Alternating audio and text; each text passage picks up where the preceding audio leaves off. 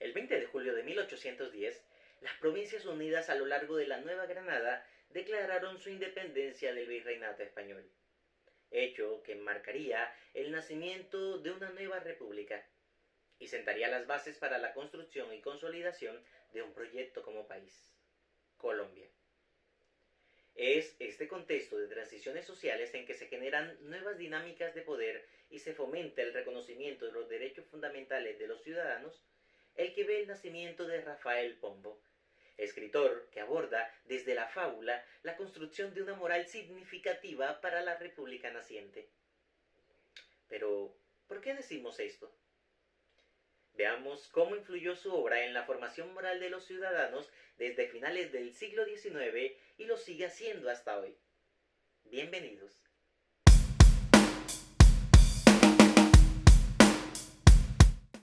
En una introducción a la teoría literaria, Terry Eagleton enumera algunas de las características que en diferentes periodos históricos han sido útiles para conceptualizar la literatura.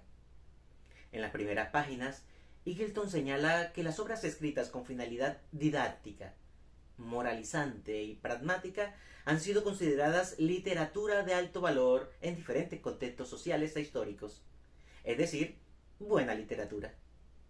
Desde este enfoque, si el contenido de la obra literaria influye en mí como lector para ser mejor persona, cimentarme en nuevos valores o reforzar los ya existentes, sería considerada una obra literaria.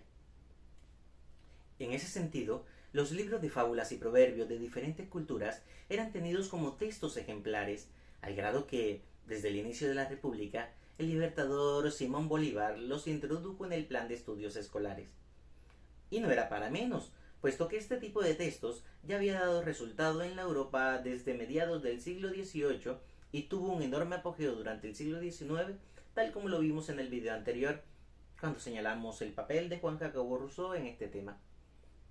El caso es que Bolívar consideraba que la educación era un derecho fundamental, y como tal, debía estar al alcance de todos, por lo que decretó la conformación de escuelas oficiales, promovió la creación de escuelas para niñas, y además veló porque los planes de estudios permanecieran fuera de la influencia de la Iglesia. En este aspecto tuvo que ceder, permitiendo que las escuelas para niñas estuviesen a cargo de los conventos y que se educara a niños y jóvenes bajo la moralidad religiosa. Así es. La literatura moral en Colombia reflejaba no una libertad de elección por el bien y lo correcto, sino que estuvo permeada por los conceptos que de bien y de correcto tenía el clero, y que luego traslapaba a los ciudadanos en los discursos religiosos y en las escuelas populares.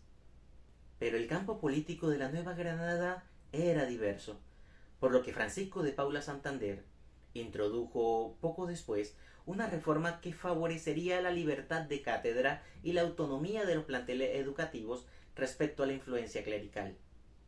Amparada en el decreto número 3 de 1826, la educación tendría lo mejor de ambas visiones: el apoyo estatal sin la intervención de los recursos de la Iglesia, y la libertad de cátedra bajo principios liberales.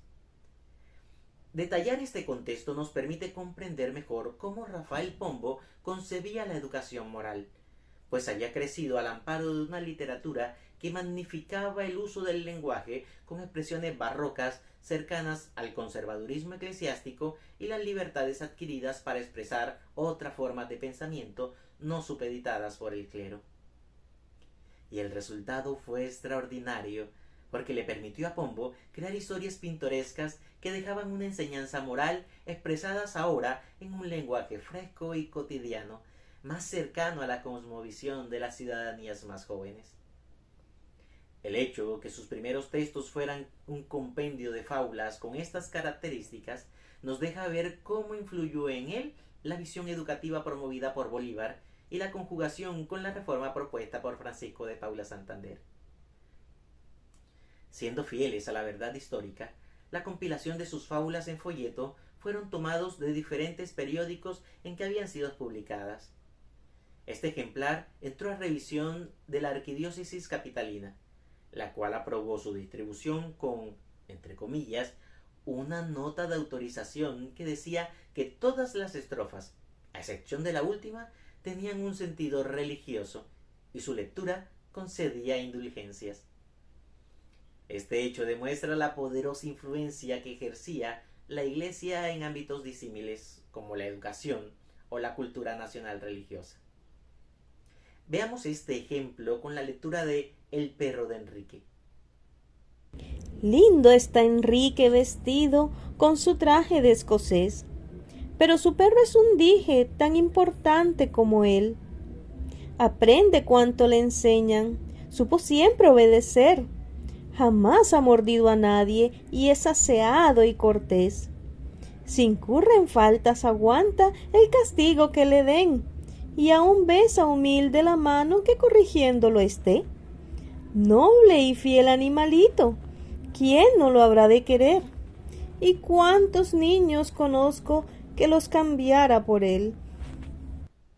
Deseo destacar, en consonancia con Flor María Rodríguez Arenas, que las fábulas, ya sean verso o prosa, han mantenido a lo largo de la historia su valor pragmático, por lo que ha sido privilegiada por quienes pretenden asentar posiciones o sistemas de creencias de forma eficaz y contundente.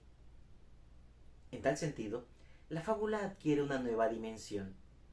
Es útil para modelar la visión del mundo del destinatario a través de los sabidos consejos morales, la más extravagante ironía o, ante la ausencia de moraleja explícita, el pensamiento crítico, de allí que sean escritas generalmente para niños y jóvenes.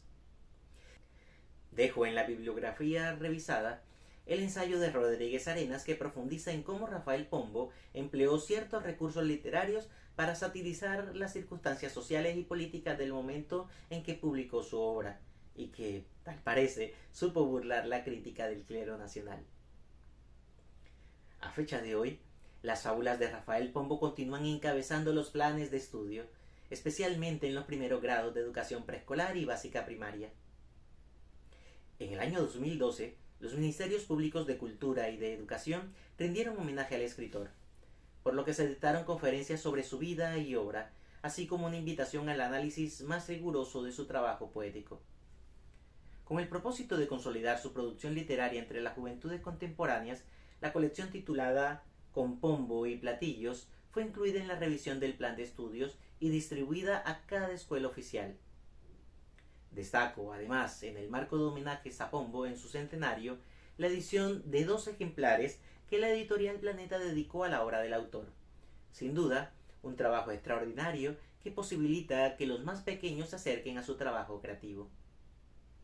Ahora bien, si Rafael Pombo entornó la puerta a una literatura destinada a niños y jóvenes, Jairo Aníbal Niño, el escritor colombiano que durante 5 décadas contribuyó a este nicho, se aseguró de que ésta no volviese a estar cerrada. Reconocemos en el poeta un referente singular en la escritura para las ciudadanías más jóvenes.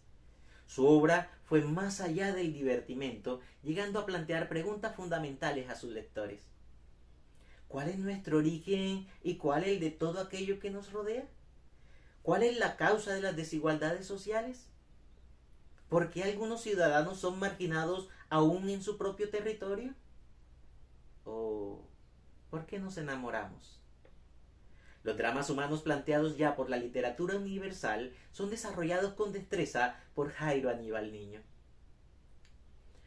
Un estudio monográfico realizado por Juliet Paola Clavijo describe la recepción de la obra del poeta colombiano entre niños y niñas de 7 a 9 años de edad, estudiantes en la básica primaria.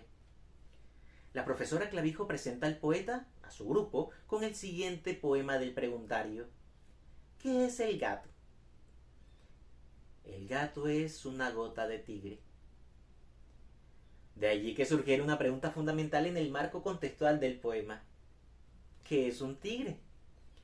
Esta pregunta inicial, cuenta Clavijo, permitió que los estudiantes expandieran sus perspectivas conceptuales y cuestionaran la manera en que el autor ofrece respuestas en su obra. De este poemario podemos escarbar experiencias únicas en los talleres juveniles de literatura.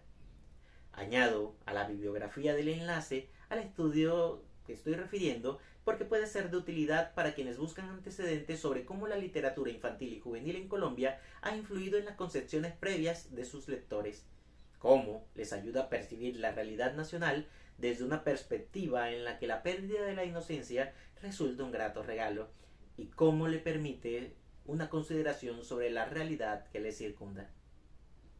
Ciertamente, hablar de Rafael Pombo y de Jairo Aníbal Niño nos llena de emoción. Ellos construyeron una estructura sólida en referencia a la literatura escrita para niños y jóvenes, apartando gradualmente el enfoque moralista y acercándose cada vez más a la presentación de una realidad concreta en la que el lector novela habita y de la cual percibe variadas aristas en su cotidianidad. Este camino lo han continuado escritores de la talla de, por nombrar unos pocos, Fanny Buitrago, Celso Román, Irene Bascos, Gonzalo España, Yolanda Reyes y, en años recientes, mi amigo Guillermo Tedio, a quien dedicaré el próximo episodio en el que analizaremos el rol que la literatura infantil y juvenil contemporánea cumple en nuestra sociedad sacralizada. ¿Y a ti? ¿Qué opinión te merece la obra de Rafael Pombo o de Jairo Aníbal Niño? ¿Has podido acercarte a ella? Escríbeme tu comentario y lo leeré en el próximo video. Como es costumbre, dejo la fuente de consulta en la descripción de este video. Te invito a dar me gusta y a suscribirte al canal. Soy Alberto Rash y esto es Reescriba, tu mejor elección en la enseñanza de la literatura.